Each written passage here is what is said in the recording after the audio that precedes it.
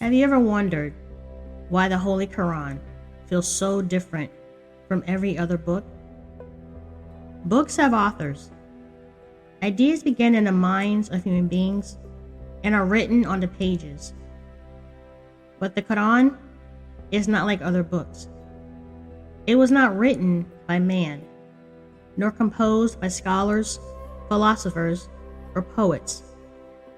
The Qur'an was revealed, sent down to us by our Creator, Allah subhanahu wa ta'ala, through the angel Jibril, to the Prophet Muhammad, peace and blessings be upon him. And when we begin to study its structure, its organization, and even its numbers, something remarkable becomes clear. The Qur'an is not only a book of guidance, it was built with precision. Every surah, every ayah, every division carries meaning. In this episode of the Conversation Piece podcast, we explore the structure and numerical harmony of the Qur'an, and how this divine arrangement becomes a mercy and a healing for mankind. The Holy Qur'an contains 114 surahs. At first glance, this may seem like a simple number, but scholars throughout history have reflected on the significance of this structure. The number 114 itself is a multiple of 19, a number that appears repeatedly throughout the Quranic structure and has fascinated researchers for generations. For many scholars and researchers, the number 19 has drawn attention because it appears repeatedly within the Quranic structure. In Surah Al-Kawthar, Allah subhanahu wa ta'ala says, "Over it are 19. While the verses refer to the guardians of hell, many scholars have reflected on a deeper wisdom behind this number appearing within the Qur'an. For example, the phrase, Bismillah ar-Rahman ar-Rahim, in the name of Allah, the most merciful, the most compassionate, contains 19 letters in Arabic. And as mentioned earlier, the Qur'an contains 114 surahs, which equals 19 multiplied by 6. Some researchers have even explored patterns where certain words or structural elements appear in multiples of 19, suggesting a remarkable level of design within the text. For believers, these patterns are not simply mathematical curiosities. They serve as reminders that the Qur'an is not random and not human in origin. Its structure reflects a level of order that continues to invite reflection, study, and awe. Whether one approaches it spiritually, linguistically, or mathematically, the Qur'an reveals layers of precision that deepen our appreciation of this divine revelation. Each surah has its own rhythm, message, and purpose. Some are short and poetic, others are long and detailed. Together, they form a divine composition revealed over 23 years. While yet compiled, they were arranged not chronologically, but purposely, according to the instruction of the Prophet Muhammad, peace and blessings be upon him. This arrangement allows the Qur'an to function as a complete guide, weaving law, reflection, history, and spiritual wisdom into a single revelation. Within these 114 surahs are 6,236 verses, known as ayah. The word ayah itself means sign. Every verse is not merely a sentence, it is a sign pointing towards truth. Some verses are short, powerful statements. Others stretch across lines of guidance, stories, and laws. But collectively, these 6,236 verses form a tapestry of meaning that has guided humanity for over 14 centuries. Muslims across the world recite these verses daily, preserving them exactly as they were revealed. To make the Quran easier to read and reflect upon, it was divided into sections. The entire Quran is divided into 30 parts called juz. This division allows a believer to read the entire Quran in 1 month, which is why many Muslims complete it during the month of Ramadan. Each juz is divided into 2 his. A his is simply a section used to organize recitation, so when we add them all together, the Quran contains 60 his in total, and each his is again divided into 4 quarter sections. This results into 240 quarter his divisions throughout the Quran. These divisions help Muslims maintain a steady rhythm of recitation, reflection, and memorization. It is a structure designed not only for study, but for lifelong engagement with the revelation. The Quran also contains remarkable contrasts. The longest surah is Surah Al-Baqarah. It contains 286 verses. Within this surah are profound discussions of faith, law, community, patience, charity, and the responsibilities of a believing community besides divine guidance.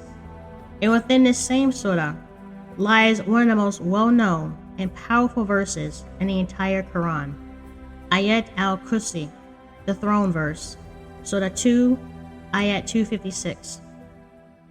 Allah, there is no God but He, the living, the self-subsisting, eternal. No slumber can seize Him nor sleep. His are all things in the heavens and the earth.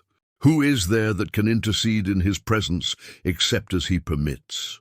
He knows what appears to His creatures as before or after or behind them, and none shall encompass anything of His knowledge except as He wills. His throne does extend over the heavens and the earth, and He feels no fatigue in guarding or preserving them, for He is the Most High, the Supreme in glory. This verse describes the absolute sovereignty, knowledge, and authority of Allah subhanahu wa ta'ala. It reminds us that Allah subhanahu wa ta'ala is the ever-living, the sustainer of all existence, and that His knowledge encompasses everything in the heavens and the earth. For generations, Muslims have recited this verse for reflection, protection, and remembrance of the greatness of their Creator. So within the longest chapter of the Quran, we find one of its most profound declarations of Allah's majesty and power. Surah Al-Baqarah is often considered a foundation for understanding the Quran's message. On the opposite end is the shortest surah, Surah Al-Kawthar, Surah 108. It contains only 3 verses. To you have we granted the fountain of abundance.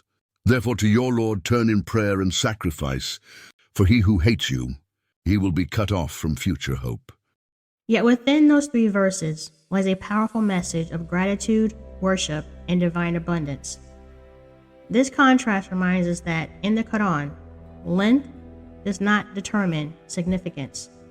A few words can carry immense meaning. Another fascinating point of reflection lies in what scholars identify as the middle verse of the Quran. This also appears in Surah Al-Baqarah, verse 143. This verse speaks about the Muslim community being a balanced nation, a people of moderation and justice. And it is fitting Quran highlights the idea of balance. Balance in belief, balance in conduct, balance in how we live our lives so we may stand as witnesses to humanity. The idea of balance is central to the message of the Quran, as life is about finding balance. Balance between faith and action. Balance between mercy and justice. Balance between the needs of this life and the preparation for the next. In a world that pulls people towards extremes, the Quran calls humanity towards steadiness, wisdom, and moderation. The Quran also contains several unique structural features. Almost every surah begins with the phrase, Bismillah ar-Rahman ar-Rahim, in the name of Allah, the most merciful, the most compassionate. However, there is one surah that does not begin with Bismillah. That surah is Surah Al-Tawbah, the 9th surah. Scholars have reflected deeply on this absence, noting its strong themes of accountability and warning. On the other hand, there is a surah where Bismillah appears twice. This occurs in Surah Al-An'am, Surah 27. One appears at the beginning of the surah, and the other appears within the story of Prophet Sulaiman alayhi salam and the Queen of Sheba.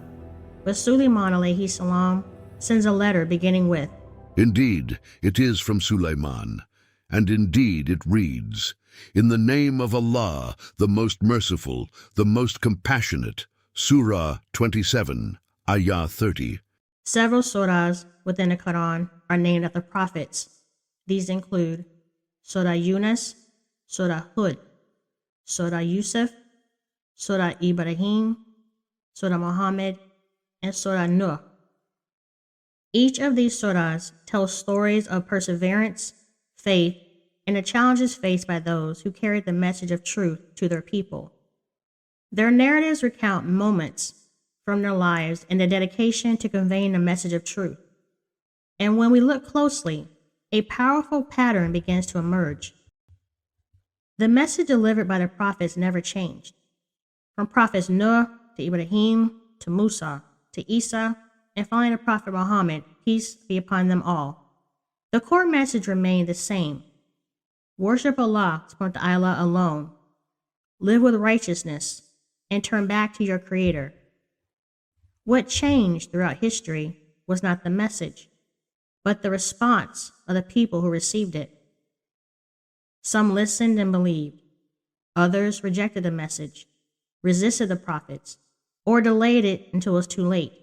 Some prophets were even slain. But by naming surahs after these prophets, the Quran invites readers to reflect on these stories, not as distant history, but as living lessons. They remind us that every generation faces the same choice: take heed and listen, or turn away. The stories show that guidance has always been sent to humanity, and they each ask the reader a quiet but important question. How will we respond to the message in our own time? Their stories remind us that the path of faith has always required patience, courage, and trust in Allah subhanahu wa ta'ala. The names of these prophets echo throughout the Quran as reminders that the message of truth has always been clear, even when the response of people have not. When we step back and observe the Quran structure, something extraordinary becomes clear. This is not simply a book. It is a perfectly arranged revelation. 114 surahs, 6,236 verses, 30 parts, 60 his. Surahs, long and short, verses placed with purpose, stories woven into guidance, and every word preserved across centuries. The Quran describes itself as a mercy and a healing for mankind. But that healing requires us to do more than admire its beauty. We must engage with it, recite it, reflect upon it, and allow its guidance to shape our lives. Because within its structure lies not only divine precision, but divine wisdom. Thank you for listening to the Conversation Piece podcast with Aquila. If this episode inspired reflection, share it with someone who is exploring the beauty of the Quran. Also, please like, comment, and subscribe, and tell me in the comments where you're listening from. Until next time, may we continue seeking knowledge, wisdom, and peace through the words of our Creator. And as always, Assalamu alaikum, peace be with you.